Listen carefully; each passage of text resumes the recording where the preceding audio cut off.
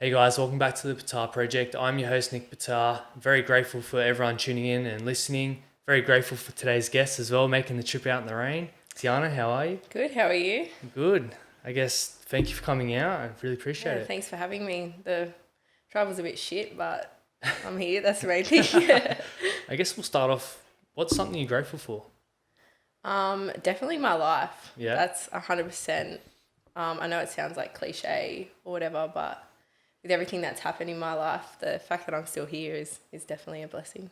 Yes. And I guess before we start, we'll give a bit of a warning. Today's topic is going to be raw around domestic violence and mental health. So, bit of a trigger warning. Yeah, please be aware of what we're going to be talking about. If you want to quickly, I guess, give a bit of context about yourself, your upbringing, and where you came from. So I was brought up by mum and dad in the good old Sutherland Shire, Yeah. and I'm the eldest, and my sister is 2 years younger than me. So we've always been close growing up. Obviously, we're only 2 years apart. I've had a pretty much perfect upbringing. Water skied, got to do sport my whole life, pretty much my whole life. I was a swimmer. So yeah, there's no real bad growing up. I was always treated right, always around family. Been lucky enough to have all my grandparents as well. So I haven't really lost anyone or anything. And yeah, I went to graduated in 2016 from high school. So yeah, I've pretty much been doing my own thing since then. What were you like at school? Rat bag or? No, I wasn't. Yeah. I probably was, but I say I wasn't. No, I was one to put my head down and do the work when I needed to, but there was a couple years where I was probably a bit of a rat bag. As we all are. Yeah, I got bullied a little bit through high school, so I kind of stepped back from everyone and everything for a little bit and just did my own thing. Yep. Actually, Mum was going through all my reports and stuff, and one of them said, she sits in the back of the class by herself. And I'm like, yep, that was me. Still is me. Sometimes that's the best way, just keep to yourself. I know. It doesn't get you into any trouble. Yeah. I'll say that. Exactly.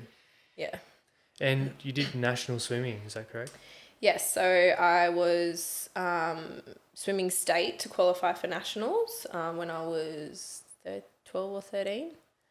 So I did that for only a couple years. I was a dancer, not a very good one, but I did dancing pretty much my whole childhood.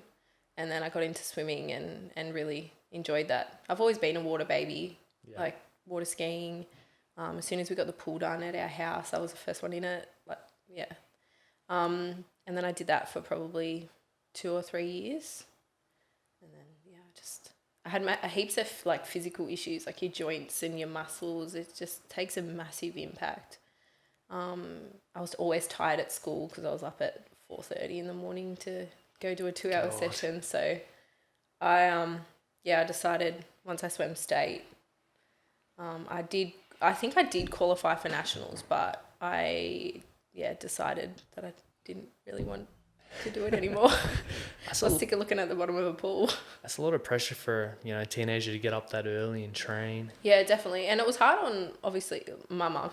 My mum never got up that early. But my dad, coming in at 4:30 every morning to wake me up, drive me to Sutherland Pool to, do my swimming. And then Mum would pick me up and I'd go home and go to school. And then catch a bus to Sutherland Pool and do it all again in the afternoon. You would have been knackered. I was knackered. That is an understatement. So Monday, Tuesday, Wednesday was morning and afternoon. Thursday, Friday was just mornings. And then Saturday, if I didn't compete on the weekend, I would train Saturday morning as well. I've seen that a lot, those solo sports, you have to train so much for them. Yeah, 100%. It's the same with bodybuilding and stuff as well. If you did 6-7 days a week, you are grinding at the gym. It's the exact same with swimming. It's if you don't compete on the weekends, you're in the pool training or you're in the gym training. We had Tuesdays and Saturdays, we'd have an hour in the pool and then an hour in the gym. Yeah. to just do weight training and stuff to get our bodies like physically ready. Did that make you kind of lose your love for it, all that training? Yeah, 100%. Like I didn't lose my love for it. Like I still love the water. Yeah. But definitely the pressure of it was massive. Like you've got a coach standing at the side of the pool yelling at you for 2 hours every single day. Hardcore, aren't they? Yeah. You're looking at the same line on the bottom of the pool. There's only a certain amount of songs you can sing to yourself while you're training. Like my coach used to call it, 10K Tuesday. So we'd do 5K in the morning, 5K in the afternoon. Or we'd do 2K in the morning, 8K in the afternoon. Fun. Yeah. It always consisted of like a 2 to 3K time trial. Yeah. And I was not a long distance swimmer. So it was a struggle. What was your favourite like swimming pattern or race? I was a breaststroker. Yeah. But I competed state in freestyle and relays as well, so team events. And was it just short distance, 100 metres? Or? Yeah, so I'd do 50, 100. I did do the 200 breaststroke, but any more than that, I'm just, no. Got to like the 100, 150 metre mark. I was like, yeah, cool. I'm done. And how old were you when you stopped? I think I was 13 or 14, but I started swim teaching. Okay, yeah. So I was still in the water. I was just teaching like 6-month-old to like 10-year-olds how to swim. Way less stress. Yeah. Oh no, I reckon there was more stress because some of them their parents put them in there to learn how to swim, but they don't want a bar of it. So then you've got to like deal with that. Or some kids hate the water. They scream. Yeah. I had a kid, so they're like 12, 13-week semesters, and it took me 6 or 7 weeks or something to get him off me, like because he monkey gripped me for the whole 6 weeks and just cried and cried and cried and cried. It took me 6 weeks to finally get him just to be in front of me and to actually like kick his legs a little bit and blow some bubbles. God, that's a long time period. Patience is massive. Yeah, like you need a lot of patience, especially for the younger kids. And how long did you do that for? I've been on and off doing it since I stopped swimming. Yeah. So I probably stopped swim teaching in 2019, and I haven't gone back since. I just needed a break kind of from the chlorine. Yeah. Yes, yeah. Yeah, definitely. And everything stinks of chlorine. Yep. No matter if you wash your swimmers and your towel separate, everything, your car, your bedroom, stinks of chlorine. God. All right. Well, I guess we'll jump straight into the raw kind of stuff. Yeah. So obviously you're in a relationship that involved domestic violence. Yes, unfortunately. Do you want to give a bit of context around that and then we'll dive in? So October or September 2019, I met my ex-partner. We were actually only together for 2 months, 2.5 months. And I think as I was telling you before, I lost my close friend earlier that year. And I think I was just looking for something to fill that void. Yeah. And he did that like in the first couple of weeks of meeting him, and then it just slowly like declined with the emotional abuse. Like I wasn't allowed to be anywhere where he wasn't. He would call me the whole time I drove to work, so he knew I was actually at work. He would call my work to ask if I was actually there. If I didn't reply, he'd like stress out. And then we had probably a month and a half in. So he actually moved all my stuff from my house to move in with him probably a month after we were together. Wow, okay. Because he didn't trust me being at home. So, so we were in each other's pockets 24/7. And then there was never any physical abuse up until probably a month and a half we were together. And then we had an argument because I didn't wash his shirt properly. So he was like being a Campbelltown boy, he was like the Gant shirts, the G-Star, the Gucci, like all that sort of stuff. And the way I hung it on the line stretched the neck, and yeah, he cracked it. It was $100 shirt, like just went off. And yeah, that was the first time he ever had hit me. He like threw me up against a wall and stuff like that. And at that point, because I was so scared, I stayed. I was like, oh my God, like what is going on? This has never happened before. And then one night, at the end of November, he was at a mate's place for his birthday, and I was at work. So I left work, obviously finished, to go pick him up. And they had a big brawl in the backyard where they were all arguing with each other, which was normal when they all got on the piss. Yeah. And yeah, he cracked it, saying it was my fault. And it just, from then on, from like that point of that night, I copped it the whole night, probably 3 or 4 hours. Yeah. What did that involve, if you want to? Yeah, I'm happy to talk about it. It's just more, like anyone who's listening, it is a lot. Like we got in the car, he started hitting me in the car while I was driving, punching my face. I had put my hands up to, like I put my arm up to guard my face, obviously like, oh my God, I'm going to have a black eye or something. So I had a lot of soft tissue damage on my arms.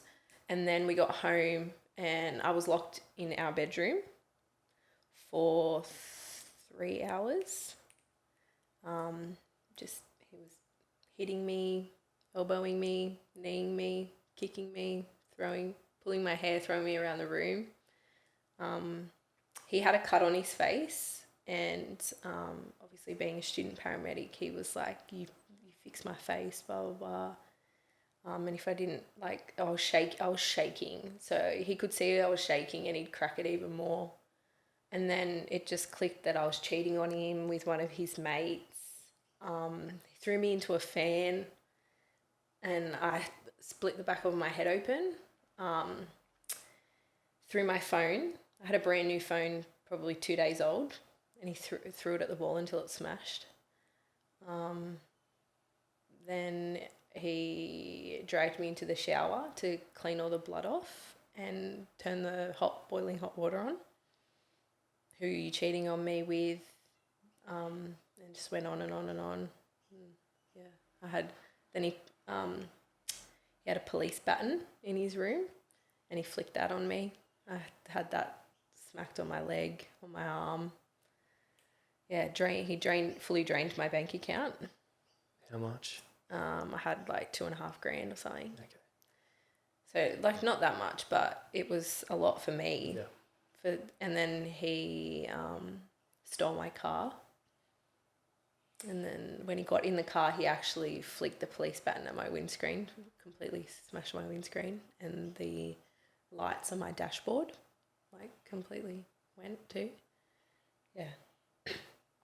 And then he woke up the next morning because I had no way of getting anywhere. I had no money. I had no fuel in my car when I got my car back. So there was no way I could drive home because we lived in Campbelltown. I had no phone. And yeah, the next morning he woke up and he claims he doesn't remember it happening. What the fuck? Yeah. I can't fathom how someone could do that. I couldn't even... I had to sleep a certain way because I couldn't lay on my head and I couldn't lay on my arms because I was, in that much pain. Did you go to the hospital at all? No. I was supposed to go to work that morning, but I had no phone.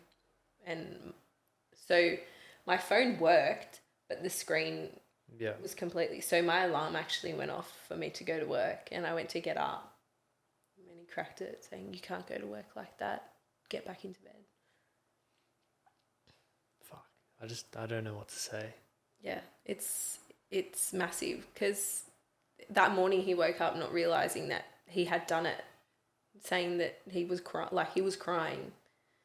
This is a jailbird, like sitting there crying, saying he loved me, and I just turned around and said, "You don't hurt someone you love. Like, you would never think to, if your girlfriend had a go at you or you cracked it or whatever, to lay a hand on her. Never. No, exactly. And it's sad because it's so common that this happens. Yeah, definitely. And then it come out. So he actually got sentenced in October, and a news article was put up about him, and in the comments was his ex-partners saying, wow, this girl's reported him, didn't this happen to you, and tagged his ex-partner in it. And yeah. That's good that the justice system took care of him. Oh, not really.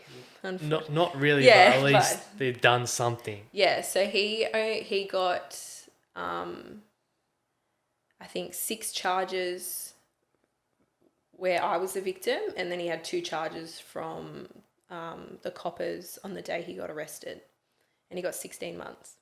Is that all? Yeah. So he's been in and out of prison since he was 14, and he got 16 months. Did you know any of this before you started dating him? I knew he was on parole. Yeah. But he never claimed what he was on parole for. Okay, yeah. So, and then slowly into the relationship, he started to tell me like what he had been in jail for, how long he had been in jail for, and I was kind of like, shit, like what the fuck have I gotten myself into? And at that point, it wasn't too late for me to leave, because obviously we were only together for 2 months, but he turned around and said, any guy that you're with after me, you better watch out, because he will have his, he just threatened anyone and everyone. He said, if you leave me, your next boyfriend better watch his back. The fuck? Now, you said that from the beginning, he moved all his shit out. He didn't let you go anywhere without him. Were they warning signs for you to 100%. say, see you later, I need to go? Or yeah, but as I said, it was too late. If I had have picked up on those warning signs when I first started speaking to him and when I first started seeing him, 100% I would have said see you later. But it was too late, because as soon as he stopped doing all the lovey-dovey and the stuff to reel me in at the start, was when he started saying that. And so it was too late. So he charmed you up and then completely changed. He was a complete different human being. God. And when all this happened, did you go straight to the police, or how long did that take? No, so this happened on the Wednesday night, and I stayed on the Thursday, and then I went home on the Friday, only because my parents threatened to call the police to come get me. Yeah. And he shit himself. So he was like, I'll let you go, but we're still together. And I was like, yeah, that's fine, blah, blah, blah. Just because I was like, I just need to get out of here. And then on Monday, the next Monday, he just cracked it. Give me all who you been talking to, why you're not replying to me, give me all your passwords. And we were on the phone for hours and hours just arguing with each other. And my sister was actually scared because she was at home, she could hear me.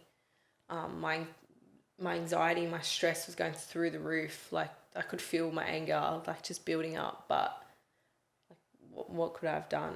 And then my sister called my mum.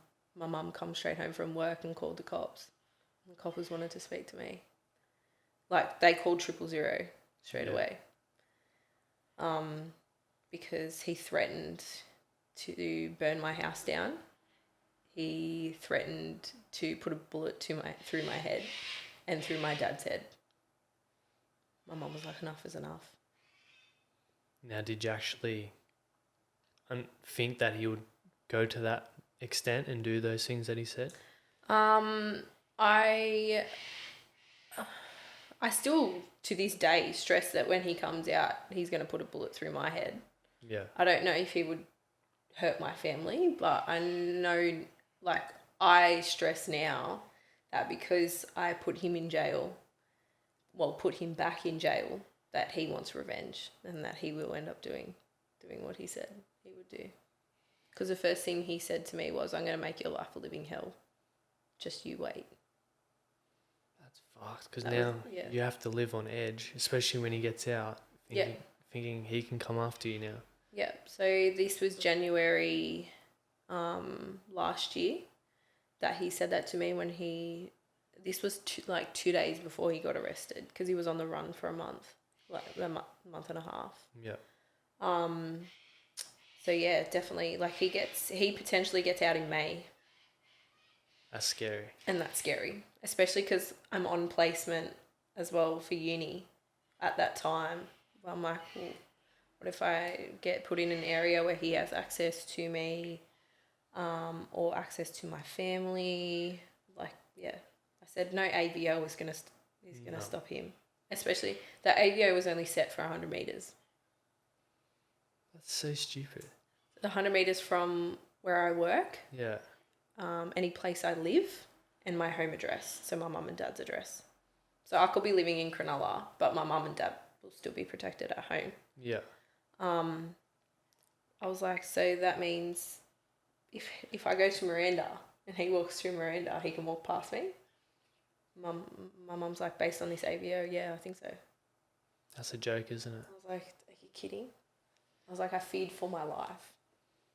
And you're telling me that he could potentially walk past me. Especially because I go to uni in Campbelltown. Yeah. So when he gets out, he lives actually a suburb from, like, over the highway. Okay. From where I go to uni. And he knows that. I'd be scared. Yeah. It's just, people like that, it's a chemical thing. Like, I 100%, people are like, no, they choose to do that. I said, nah, he was born that way. You reckon? reckon? He was brought up that way. Because his brother broke the cycle. Yeah. His brother got out of that area, got out of the bad shit that they used to do as kids. But he stayed with his mum. Yeah. So, I'll add, his mum was in the other room while I was screaming. And she just turned the TV up in her bedroom. You serious? Yep. Did she say anything to you after it? No. I said, he threw me out of the room down the hallway and my head popped into her room and I said, help. She said, I'm sorry, but I don't want him to hit me. So obviously she was scared of him as well. Yeah, she, like, the way that they used to fight with each other, like, was ridiculous. So she was scared that if she intervened that he would hit her. He obviously sounds like he's had a lot of trauma, because I don't believe someone's born with hate and anger. Yeah. There's obviously a lot of things that happen throughout their life that turn them to that lifestyle in that way. And it's crazy how it goes to this extreme of actually assaulting another person that you're supposed to love and be with, and put you through that, all the injuries and then the mental toll. Yeah, 100%. To this day, like, and then for you to still, think that your life could be threatened when he gets out of jail, Yeah. It's such a shit go. There's no going ever back from it. That I'll live, I said, he'll get out in 16 months. Like, so he'll get out in May, potentially, if he's been good in jail. Let's hope he hasn't. Who knows? He always got out early from his sentence, but who knows what's going to happen. That I said he'll get out, go back to living a normal life, or the life that he used to live. I said, but I live every day fearing, looking over my shoulder, double checking the backyard before I go to bed. Like, it wasn't until he actually got sentenced that my mum and dad didn't come out and check that I was in my room, because I live so my room is outside the house. Yeah.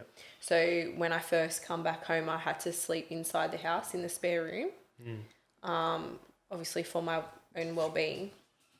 And then I actually I was able to go out, but yeah, I still go to bed thinking it.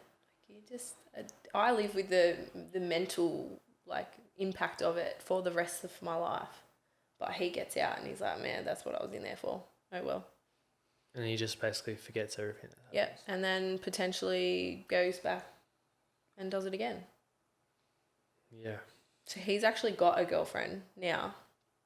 So they got together in January last year. So he was actually living at her house when he was on the run. And yeah, she's still with him. Well, if she's listening, get out of that relationship. I was like, oh, come on. I was like, surely, he's in jail. You can leave him. Yeah. I said, why are you backing him in jail? Even people have said to her, you know what he's in there for. There was an article brought out about him and what he was sentenced for, yet you're still backing him and being with him. I think it comes down to them being scared that if she leaves, he's going to come after her, or there's nowhere for her to go. Yeah, I think, yeah, I definitely think that could be a big factor. But he's in jail. He's in jail still. Yeah. Said you can get out, because when he gets out, one wrong move and he goes back in, because he'll be on parole. Yeah. And on a 3-year good behaviour bond. Yep. And how did it obviously affect your family? That take a mental toll on them as well, knowing their daughters, what happened to you, and then the after effects of that? Yeah, massively. My dad was like, if I ever see him, I'll kill him, which is a typical dad response. Yeah. But my mum still, she was watching the living room last night, and they were doing horse therapy for mental health. Yeah. She's like, you could benefit this. And she still bangs onto me. Oh yeah, you need to, obviously with what you've been through, and she still, stresses about it. Oh, you're all right. Why are you in a bad mood? Is something happened? Especially after I got sentenced. He got sentenced, should I say. I was at in court as well. So she was with me. Yeah. So she's been by my side through it all. In court, did you have to get up and testify or anything in front of him? No, so potentially I had to. That's why I was there. Because I said, I was like, I don't want to get up, because he was actually going to be on a screen and could see me giving my statement. But he ended up pleading guilty to all charges.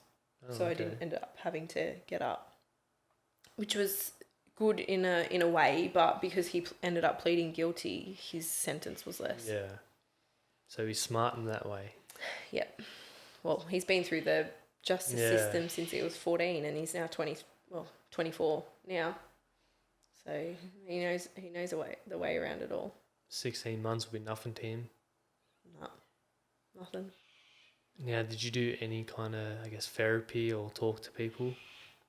So I went and saw someone December after it happened, only because the mum wanted me to obviously start talking about it, and the police wanted a report from a psychologist to back up everything I was saying.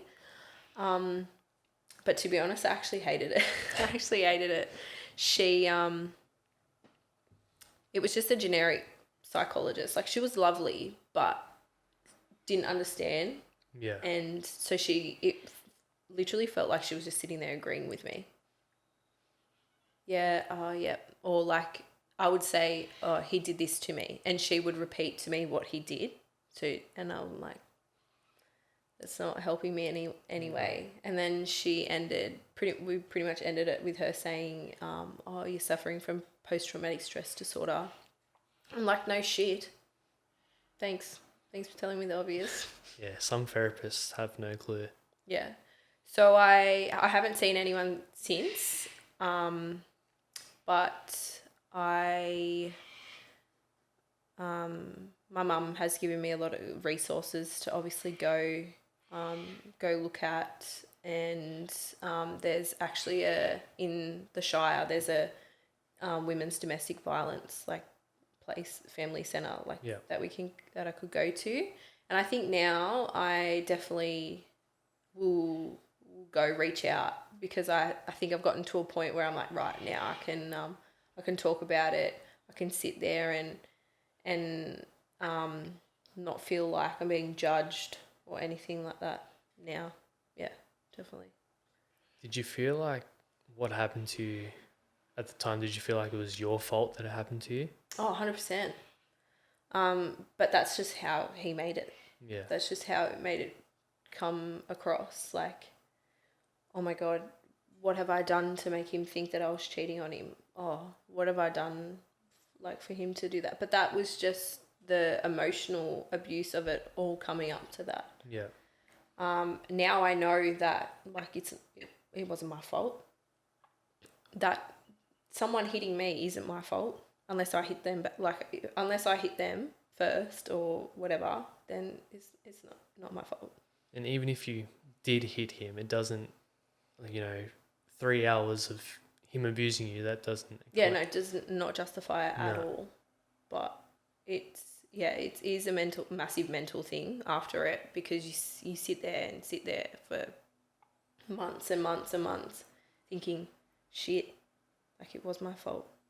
But then you come to the realization where you're like, nah, like this is him. This was his decision. This is a chemical imbalance in him. Like it's not your fault. I think coming out of it, the way you think either makes or breaks you. Yeah. Yeah, you got to have a positive mindset. Yeah, which is hard, especially because you don't get a lot of sleep. Well, I didn't get a lot of sleep from nightmares, like constantly checking if he was there or whatever, especially because he was on the run, so no one actually knew where he was. Yeah. But it definitely, once you get past that point, the way you think, definitely either makes or breaks you. You either sink or you swim. How's your mental health now? It takes you'd have your days, especially when anxiety's high or stress is high with uni, work, training. And I've definitely found ways to cope with my mental health, and if it was to plummet. And the gym has definitely saved my life, that's for sure. Yeah, I see you killing it in the gym. I try. Now, with everything that happened, I like to, I guess, think that there's always a positive and the negative. Is there any positive that you've taken out of what happened? Definitely. And I think that's what people have to do if they've been in these situations, is try and find positive to the negative. Yeah. I found the gym and my love for the gym and training, which has been a massive thing to me, and I use that to help my mental health as well. But I also know like my reactions to things can affect the way that someone else thinks, or kind of words and phrases, or the way people speak to me. I can pick up on emotional things very easily now, because like the way someone speaks to me, I'm like, no, like that is a big trigger for me. Yeah. Yeah. You're more, I guess, self-aware now. Yeah, 100%. And I think that's what I needed. Was not that I needed to go through that, but I needed to have that sort of thing happen to me for me to realize what I needed, like to change pretty much who I am. If you met me this time last year, or just after I got out of the relationship, or even before that relationship, I was not even remotely close to the same person I am today. Yeah. Yeah, you seem a very strong woman now. Yeah, I've always been strong and independent, but Yeah. I always had that big wall, big like front, because obviously being bullied through high school and stuff, I didn't, like what I went through. But I think now I can openly be strong rather than just have a wall up and be strong. And then as soon as I get behind closed doors, I'm a mess. Yeah. Now, I've seen on social media that you did open up about what happened. How much courage did that take, and what made you want to do that? Yeah, it took a lot of courage. Like it took me, I probably for a month tossed and turned. Oh my God, should I film a video or film something about it to get it out there and talk about it? And then I filmed videos or I filmed things and I was like, nah, like, that's shit. No one's going to listen to that, blah, blah. But it actually was, so you know the like girls' advice pages on Yeah. Facebook and stuff like that. I actually saw a post from a young girl who put up a post asking about the way that her partner was speaking to her, if she should leave or not. And I'm like, I see this shit all the time. Sorry. And I'm like, why are you even questioning that? Like, look at the way he just spoke to you or the way he reacted. Like, they'd be like, oh yeah, he punched the wall behind me when he got the shits. I'm like, no, that should be massive red flags to you. So that's why I was like people need to start speaking about it, because so many people just think, oh my God, I'm going to be judged. Like, Yeah. or what if my partner comes back and says something completely different? And that was massive to me too. I'm like, oh my God, what if he comes out of jail and it's like, no. And then completely turns it on me, makes me look like the bad person, which he actually did, because I saw some of his mates just after it happened. Yeah. And they're like, oh, why'd you leave him? We heard that you cracked it and whatever, blah, blah, blah, and just left. And then I was like, no. And then I told them what happened and they were like, what the fuck? And it's so common. Like last night, I was actually looking at the statistics, and in 2016, it may or may not be worse now. I don't know. Yeah. But it says 2.2 million Australians have experienced physical or sexual violence from a partner, and 3.6 million have experienced emotional abuse from a partner, and from the age of 15. Yeah. So a lot of the statistics are from like obviously 15, because that's when they are classified as adults. But yeah, it's massive. And probably very like minuscule amounts of those people actually talk about it. Yeah, that's the shit thing about it. It happens, but no one speaks about it. Yeah. Like I wasn't going to call the police, but my mum did. And he said, the copper actually said to me, he said, this is the worst case of domestic violence I've seen on a young person for years. Really? And he worked in the domestic violence section. Fuck. I think the worst is when it's the other way around, because people think it's a joke when I say a guy is assaulted by a woman, and they call that guy, you're a pussy for getting beaten up by a woman. Yeah. But it actually happens. Like some females will really abuse and hurt their partner. So I actually know someone who was physically abused last year by his partner, and he's actually being charged. So he had photos of her cutting his head, like she punched him or threw a vase at him or something, split his head open and trashed his place, trashed his car, and yeah, he's being charged. He's getting charged. How does that happen? I have no idea. But I messaged him that a couple of weeks ago or whatever, because he put something up about being down or whatever. And he was like, I'm just living day by day because I'm on a good behaviour bond, I'm being charged. I've got a curfew. And I was like, hang on, you showed me all these videos of what she's done. I said, you wouldn't hurt a fly. And he goes, no, I wouldn't. And I know for a fact he wouldn't hurt a fly. That's a joke, and that's what I hate about the justice system. They don't care. In your circumstance, they didn't really care. Like 16 months is nothing for what he did to you. Yeah, especially for the charges he was getting. So Yeah. he got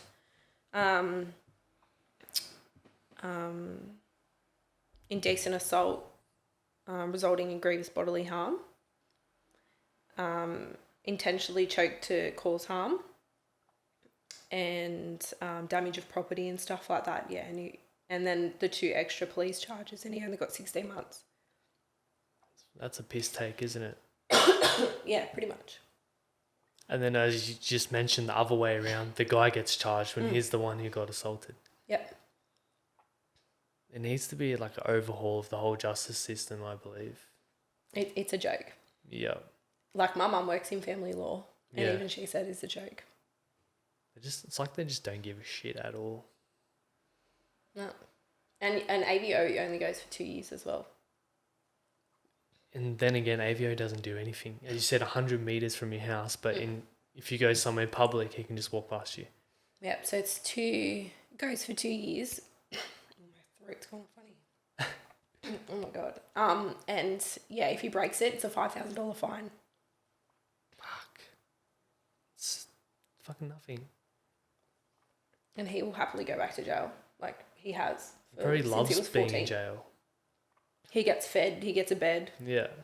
Gets to go outside and train and work out. Just, fuck me. It's so shit, isn't it?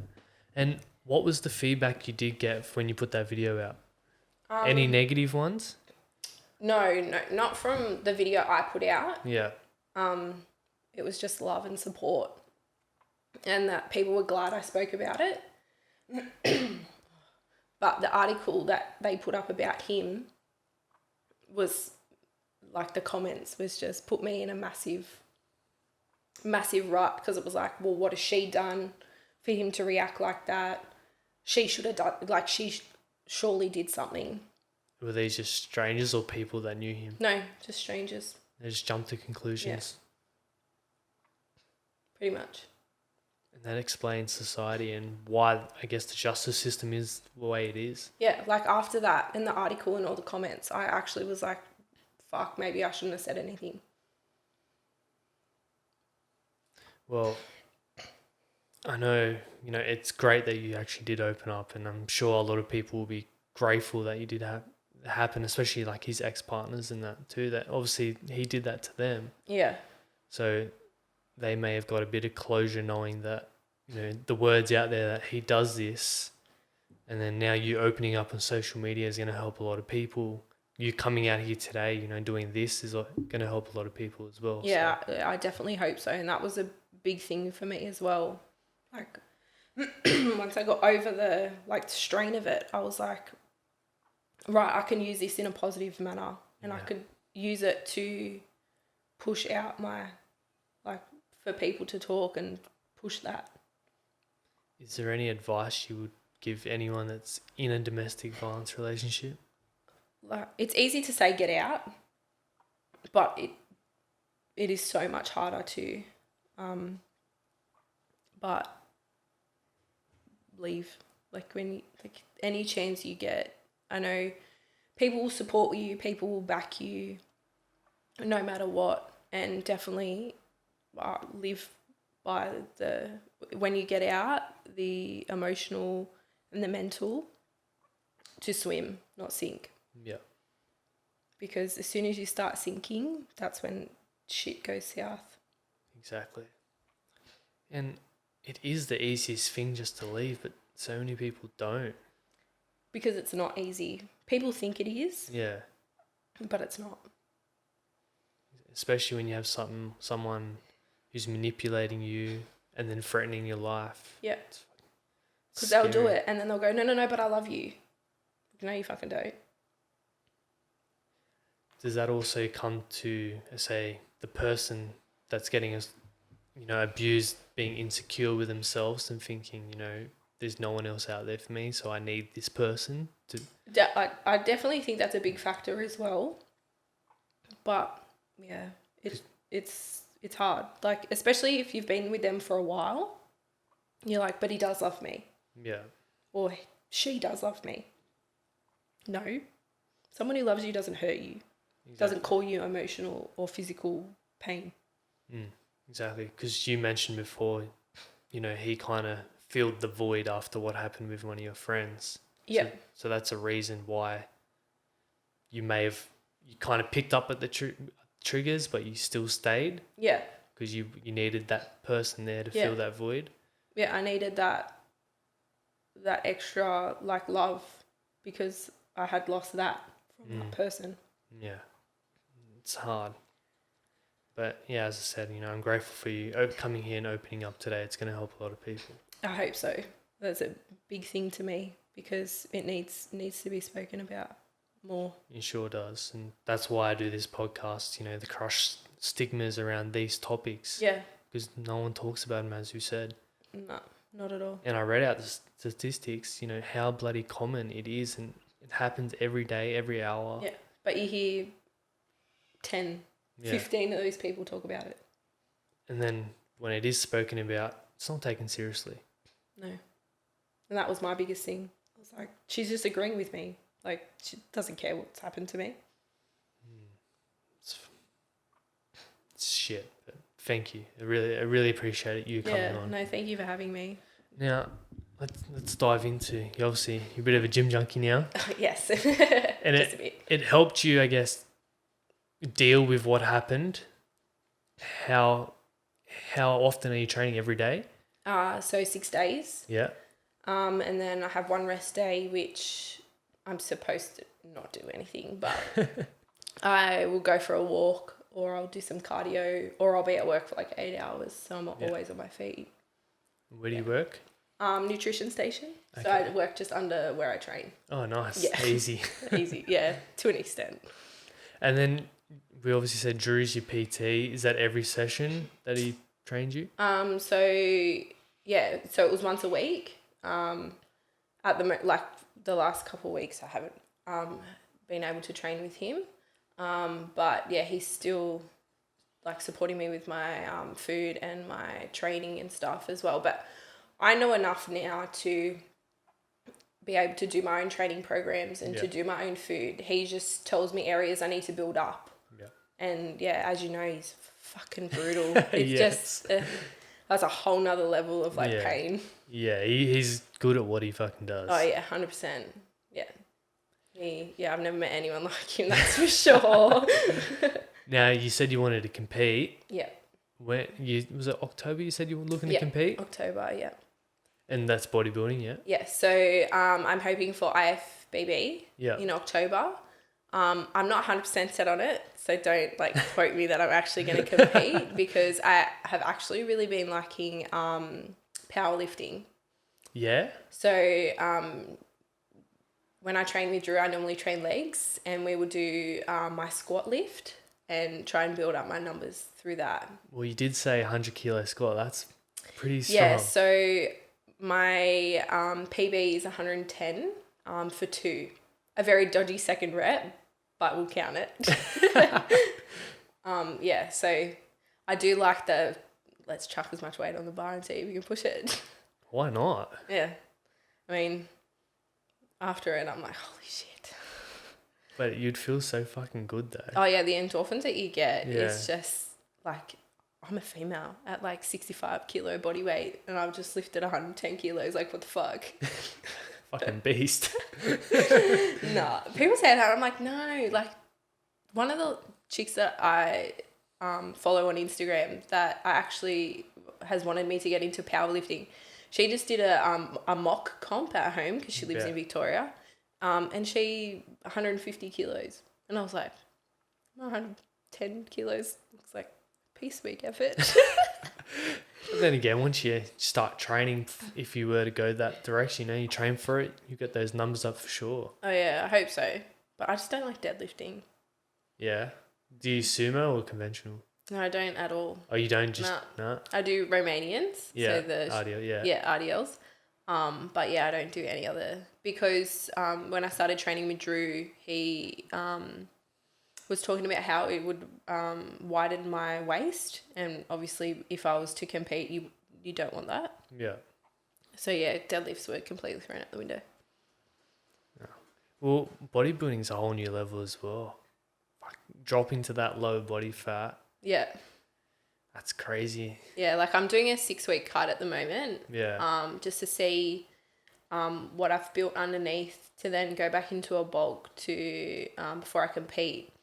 And I'm 3 weeks in and I'm like, oh my God, are you kidding? I'm so hungry. Yeah. Like, this is ridiculous. Yeah, I don't know how people do it. And I've seen Drew, his body, he's so lean now. And he's only going to get leaner. It's crazy. Yeah, so he will compete in the start of March. So he hasn't got long now. So yeah. And even his girlfriend is like, she looks crazy too. Yeah. She put up a sneak peek the other day and I was like, holy shit. Oh, is she competing as well? Yeah, so I think she's competing in the same show. Okay. Yeah. So it's them two together. It's just like, holy shit. That's like, crazy. I know. But it's good to have someone like, as he said to me, he's like, she's doing it with me. And that's a big thing. At least she understands and then Yeah. they can do it together.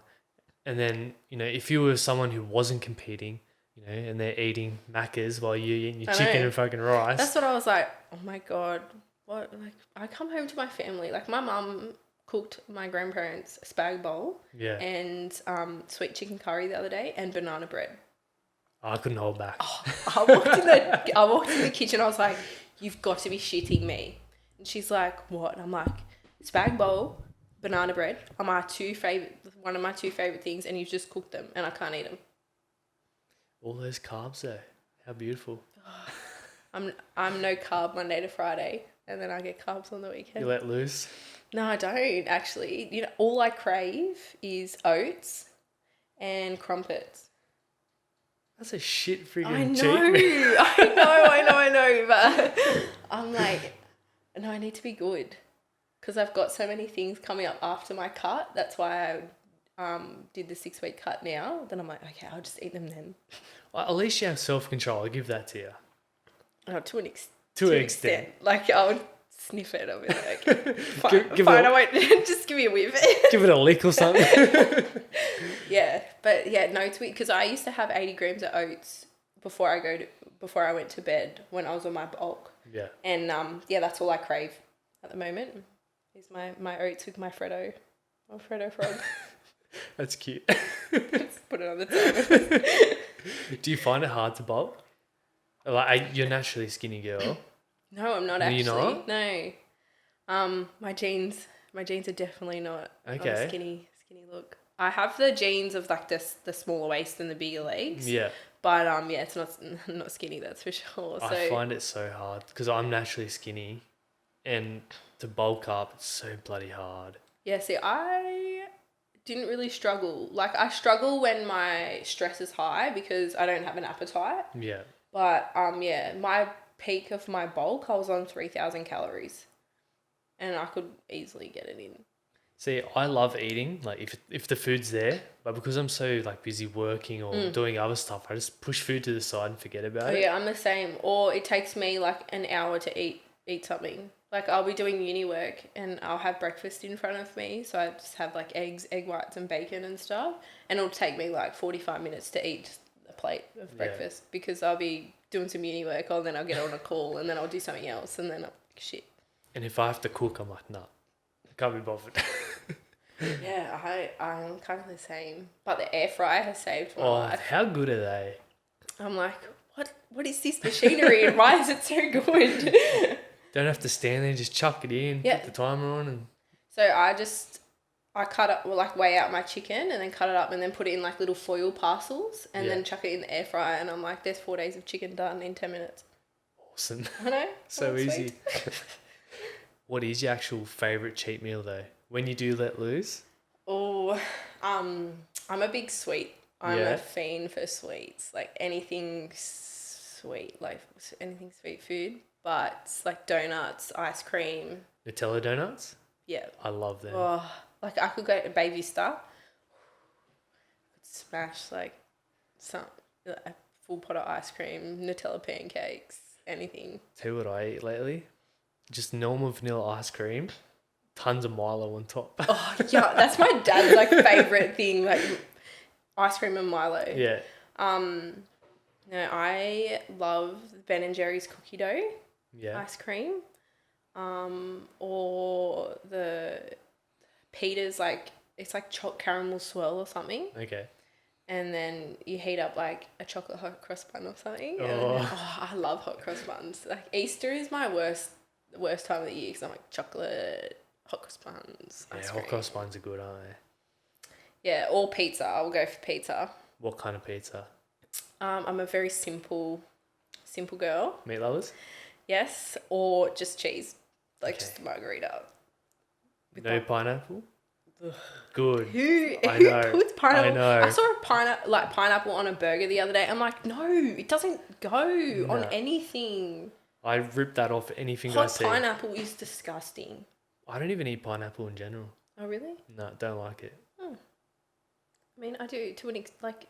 I just don't like the aftertaste. 'Cause you feel like you've just drank acid in your mouth. Exactly. Do you eat beetroot as well? Good. I hate that too. I take that off burgers. I'm like, nah, don't put that on. I'm a big texture eater. Yeah. So I don't like textures. I don't eat tomatoes because I don't like the texture of the I inside of can it. have tomatoes on burgers, but by themselves, no, can't eat it. Banana. I don't like the texture of banana. Really? Yeah, I'll only have it blended or like flavored, like Like ice banana cream or bread and something. stuff. Yeah. Yeah. but on its own. No thanks. You weirdo. God. Now, what's your morning routine like? Do you get up early? I try. You try? I'm not a morning person Same. at all.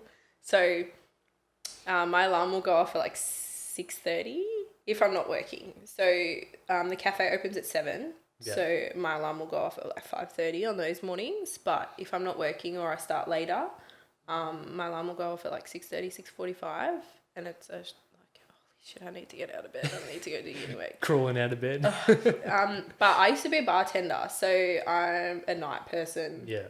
like through and through. Even though I don't do that anymore, you just get used to 2 a.m. finishes, and so you end up just like living like that. It's bad. It'll be like 11 o'clock some nights. Like shit, I have to go to bed. Yeah, I try to get up around 5:30. Try and do something before I go to work. Yeah. See, I am not productive at all in the morning. Like the girls I work with are like 4:30, 5 o'clock. Like my best friend, she will get up and walk the sunrise walk at Cronulla, and I'm like, no.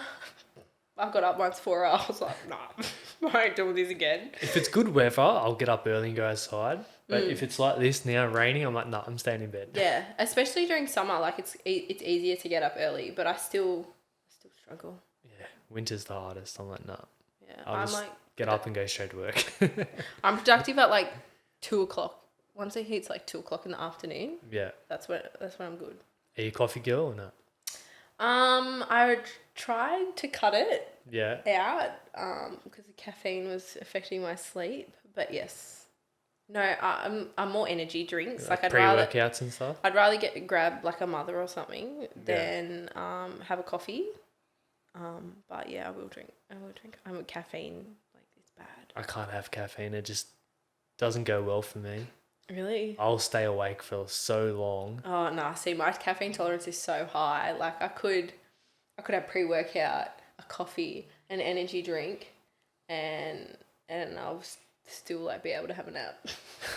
No, I don't drink any of that stuff. I'm just like high on life. Oh, I wish I could do that. But when you're sitting in front of a computer doing uni work all the time, It like does get boring. I do the same. I'm sitting on the computer editing. I'm like, oh, I'm so tired. I just need that hit of something. And then I go have like an hour nap or something, and then you wake up 10 times worse. Oh, I've been doing that the last like week because I'm on like lower calories. I've been tired, so I'm just going for a nap. Like an hour and a half later, I'm like, shit, I need to get up.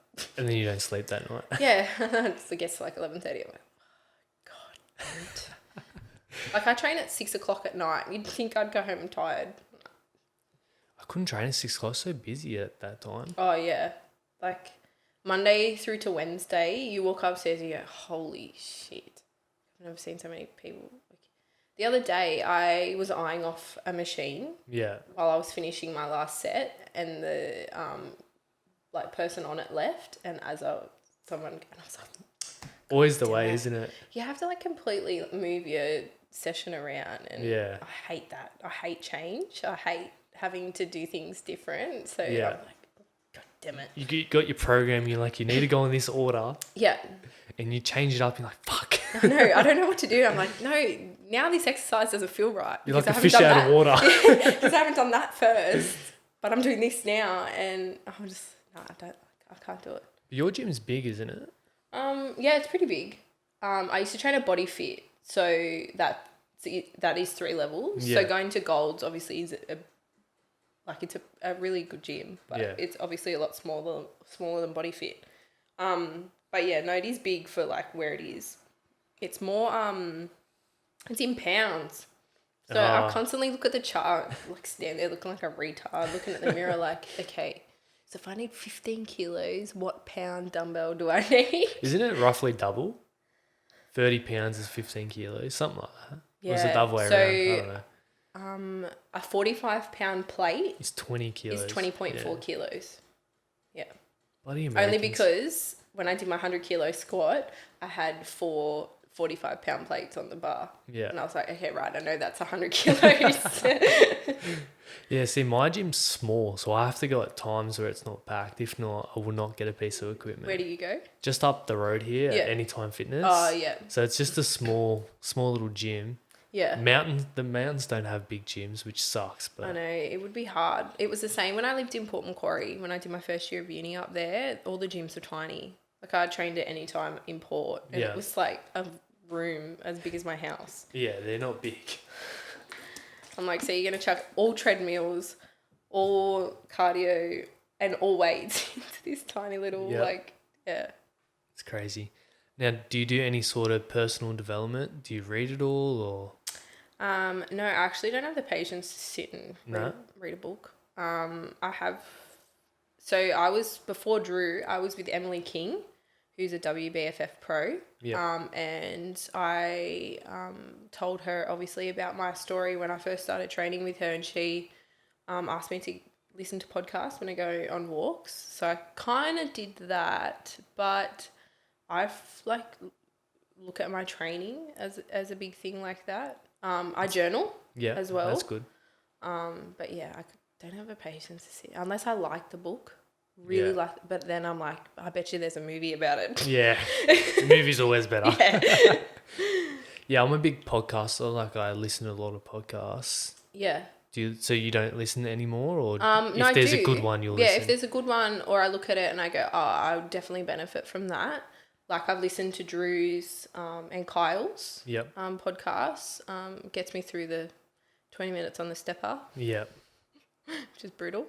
But then I was just listening to, you might not know Troy Thornton. He does the Bikini podcast. Okay, yeah. So Shanae, who is an IFBB pro at Golds, she did a podcast with him. So I listened to that, and then I was just listening to different things from him. And then there was like a mindset mentor that I just listened to a couple about relationships and moving forward from breakups and stuff like that, just to try and change my kind of view of things. Yeah. And other than that, it's just your training, really. Yeah. I'm a big music person, so music is definitely a big thing to me. What kind of music? Oh, literally everything. Like the other day I was training legs and I was showing a couple of my friends the music I was listening to, and I was listening to Amity Affliction. So there's like hardcore metal. I can't listen to that shit. And then the next day I was listening to like house music. Yeah. And I was like Aussie rap. Obviously my ex-partner lived in Campbelltown, so that was kind of a inevitable. But yeah, anything, country music, like whatever I'm feeling. I like old music. I go on the Spotify playlist and it's like the top music's from like the 2000s, like all the old stuff. Oh, we listen to that at work. It's actually some of the best songs, like the best bangers have come from like the 90s and the noughties. I can't handle some of the new music. It's so shit. I know. It's like there's no lyrics to it, and they sing about like the most randomest shit. I know. I put the top hits of Australia on at work once, and then I was having to run back and forth to the office because I had to change the song because it was so rude. Yeah. It was like WAP come on and I couldn't. That's a I terrible couldn't change fucking it. song. And one of the guys was like looking at me. They were having lunch, and I was like, I'm so sorry. He goes, you didn't need to change it. I was like, yes, I did. And kids are listening to this shit. I know. My cousins are like, so I'm the eldest of 8 cousins. So all of them are younger than me, and some of the shit that they listen to, I'm like, you are 11 years old. Why are you listening to that? And then they match it up with those dances on TikTok, and it's like, Yeah, I what know. the Like hell? my cousins, so at Christmas, it was, I think he's 13. You got 11, 13, and 15 or something like I can never remember any of their ages. But they were listening to like Pop Smoke and all the like English rappers. Yeah. And I'm like, you are 12 years old. Some of them are talking about like killing people. Like, why are you? I said no, that should not be going through your brain. I was listening to High Five still at that age. Yep. This generation's so different, isn't it? I know. Like my cousins are glued to their phones and their iPads and stuff. Yeah. Like I have my phone on me all the time, but I do have uni work. Like everything is online for uni. I was the only one in class actually the other day that had a book out. Oh, really? Writing notes. Everyone was writing them on their laptop. I'm a slow writer, so I need a laptop. Oh no, see, I feel like I get it more when I write it down. Yeah, but then if I write it down, it's like scribble, and then I can't read it. Yes, I don't want to say it's like a typical boy thing, but We're shit writers. yeah, I feel like it is. Like I can never understand a single word my dad writes down. Yeah.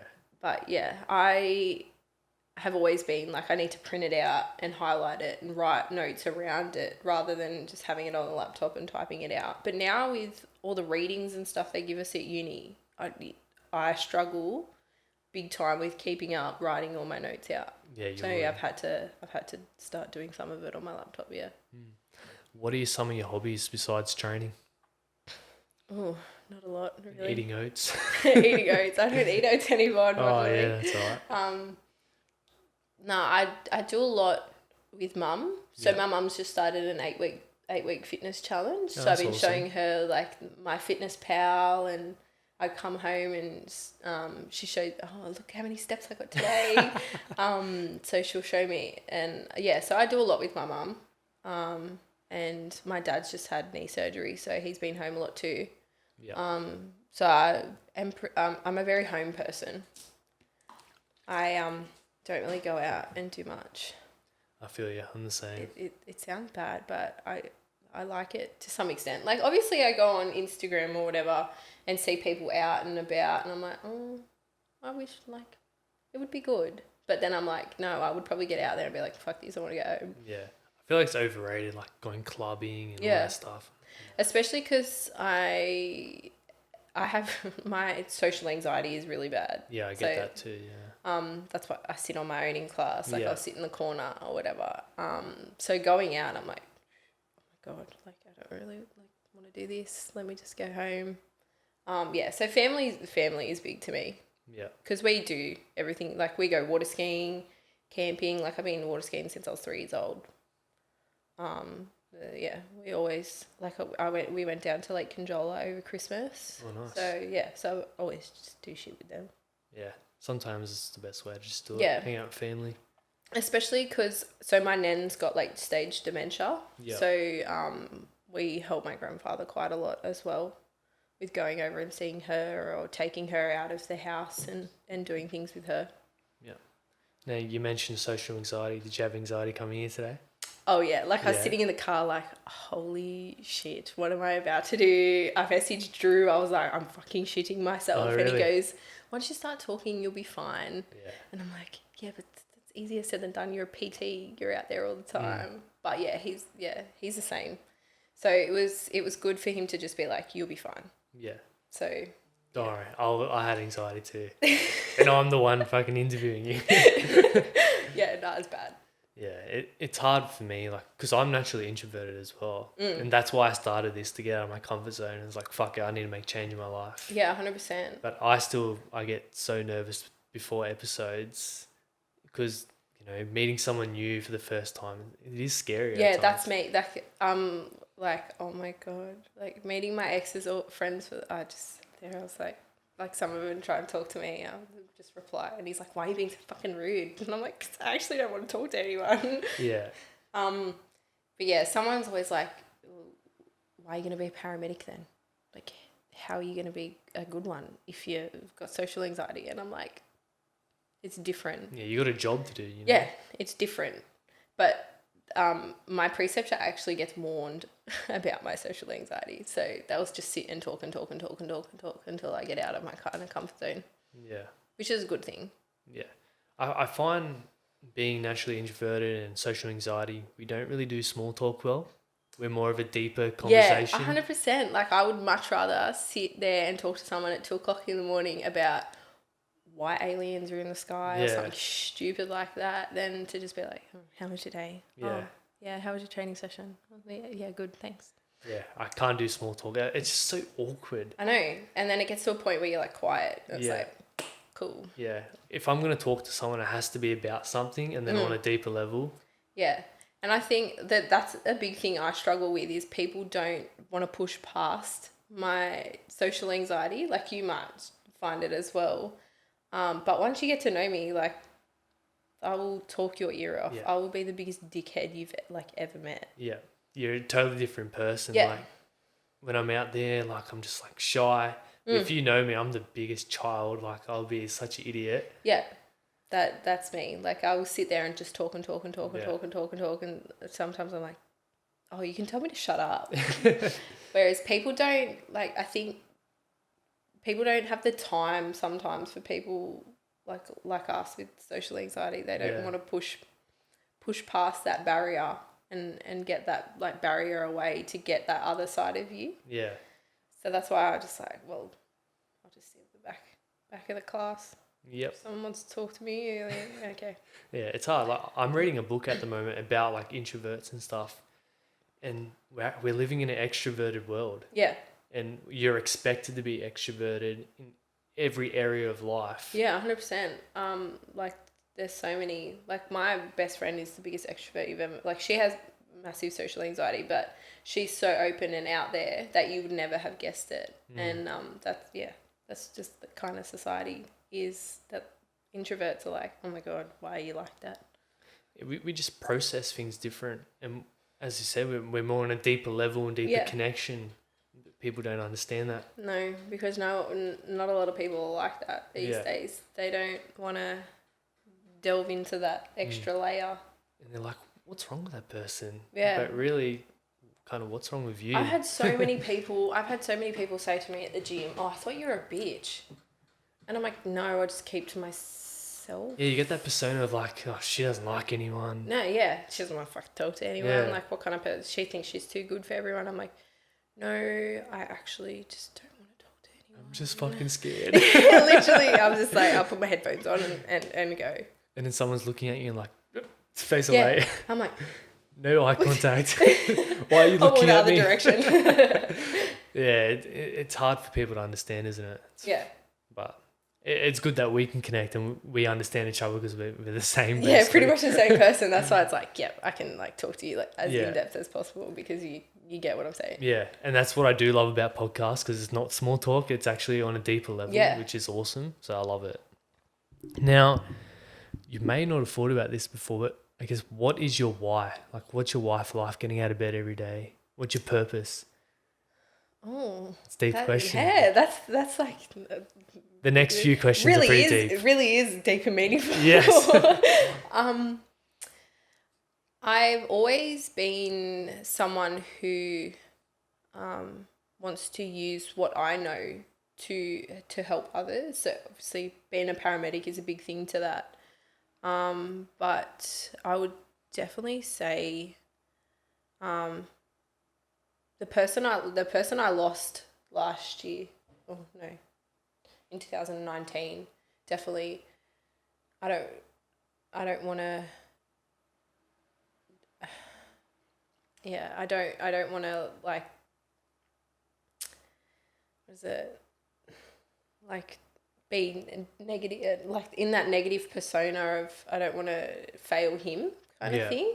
But also I don't want to make my family proud. Like my nan and my mum are like massive to me, and I will do everything for them. And if I have to get up every morning to go to the gym and train and to eat right to make them proud of me, then yeah, fucking oath I'll do it.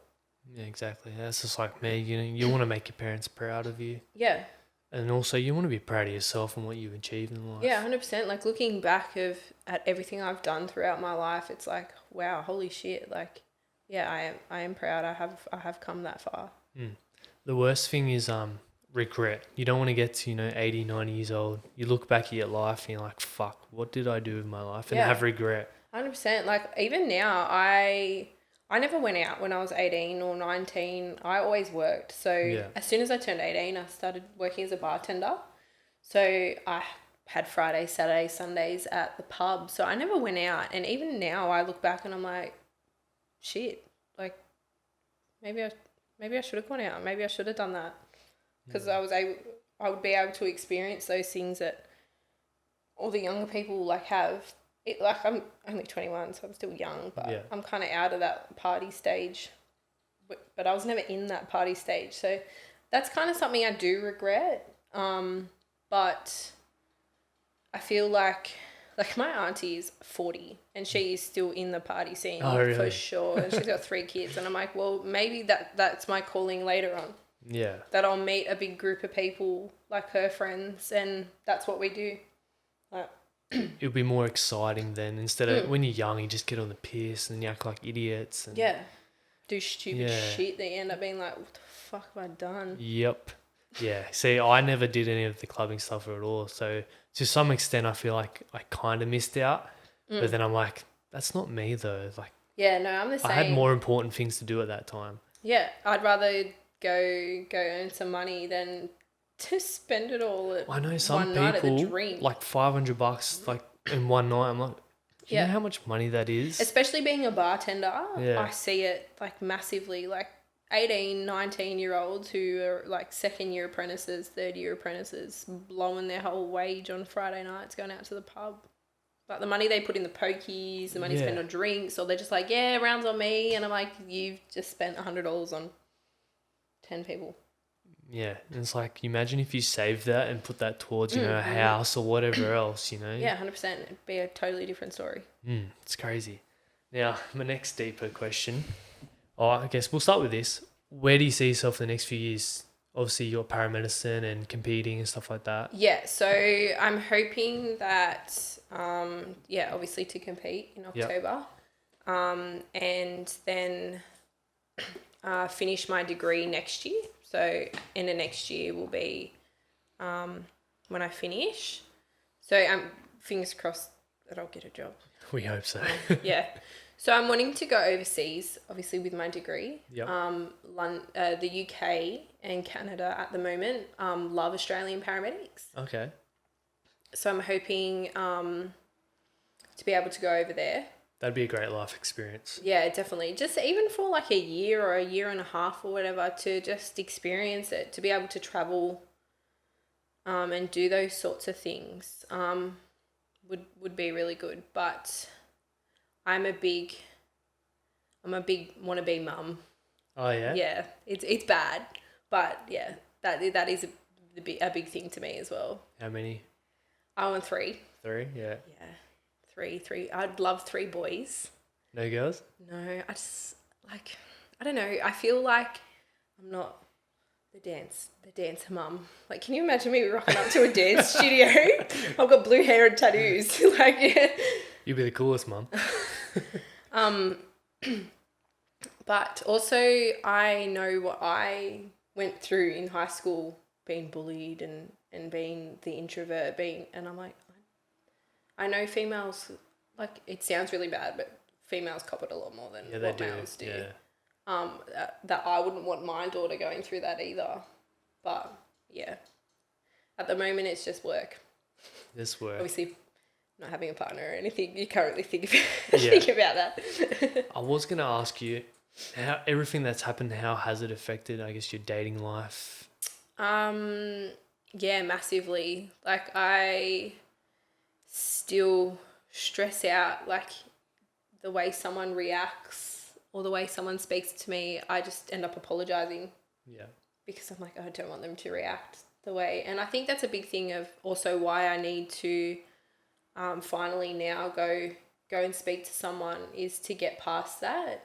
I haven't really, so I didn't really see anyone for the first like year or whatever,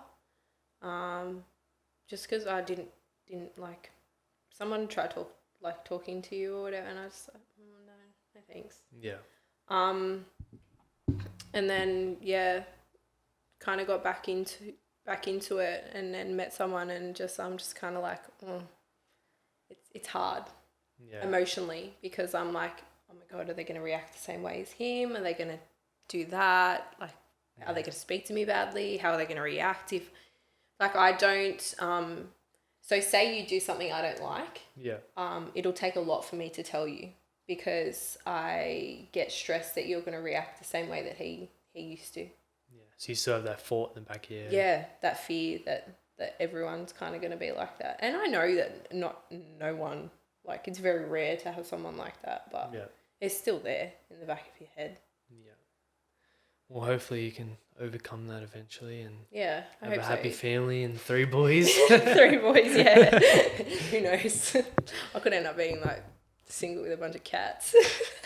Why not? I don't really like cats. So. Oh, yeah. Dogs in. Yeah. Less money. Yeah, that's true. Kids are expensive. Is there someone you look up to or who inspires you? My grandfather. Yep. So he played for Australia in the Socceroos. Oh, really? In 1974 World Cup. That's awesome. Yeah, so the way he's done life and everything he's done, I definitely look up to him, and I have disappointed him over the last couple of years getting tattoos and he doesn't like it? No, he didn't talk to me for a while. Oh, very old-fashioned, is he? Yes, very old-fashioned. And my grandmother with the dementia forgets that I have tattoos. Okay. So my grandfather will get over me getting a tattoo, and then she'll go, "Is that new?" And I'm like, "Oh man, just brings stop." it up again. Yeah, so he's big. Like, I believe that the way he's done everything, and that I look up to that, and the way that they love each other is a big thing to me too. Yeah, relationships are not the same as what they used to be. Which I hate, because I love old school. Yeah. Like, my grandparents have been married for 55 years, 54 years or something, and they'll still hold hands when they walk down the shops, and he'll still buy her flowers and cards and write her letters, and I'm just like, I love that. Yeah. I love that. And now everything's like social media and everything. People post a happy photo, but they're actually not. Yeah, I think social media kind of ruined relationships. Yeah. Because if you have a fight with someone, you go on social media and you're like, oh, the grass could be greener over there. Like, 100%. There's so many options now. Which is hard, especially someone being in a domestic violence relationship. You're like, oh my God, I'm not going to be good enough. Like, oh my God, someone's just like flicked me for someone else. Oh, why? Like, why? Like, I think that's why people stay as well. Yeah. But yeah, I am a big I love old school love, like The Notebook and stuff, and all those sort of movies I love. Yeah. Which is, it's probably unrealistic, but you know, a girl can dream. If you can get close enough. Yeah. Just write me a letter and slip it under my door. And okay, we'll go for these last 3 are pretty deep. Yeah. Okay, so I'm ready. What is your definition of success? Ooh. I definitely think being happy. Yeah. Like, you can have as much money in the world, the best career, but if you're not happy, then where are you? Like, I love my job as a paramedic. Like, I'm obviously not a paramedic yet, but when I'm on road, I love it, and I know that I could sit here for the rest of my life and be like, yeah, I'm happy doing this, whether the money was shit, or I lived in a freaking cabin or whatever, I'd know that, like, I love doing this and I love training as well. Like, so being happy would definitely be up there, because you can have all the money in the world but be like the saddest asshole you've ever met. Yep, and you see that so many times with these rich people. They got all the money in the world, but they're not happy. No, not at all.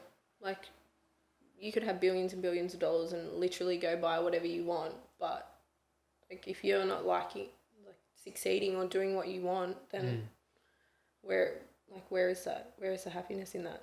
I think the best way to gain happiness is actually helping other people. Yeah. So like paramedicine would be so fulfilling, knowing that you're helping someone. Yeah. Well, I always said from the start of when it kind of got brought up,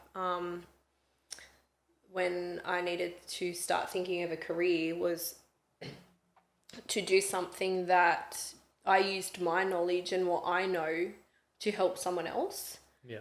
So as I said before, I was looking at nursing, a high school teacher, because I like the sort of maths and science behind everything. Okay, yeah. And obviously paramedicine, and I chose the hardcore paramedicine side.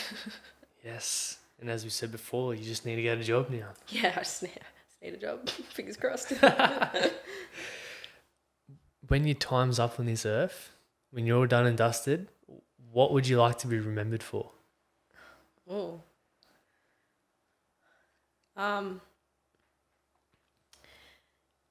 Yeah, doing. Wow. Oh God. Yeah, you got to think about this one, don't you? I definitely being remembered as someone who would do anything and everything for someone.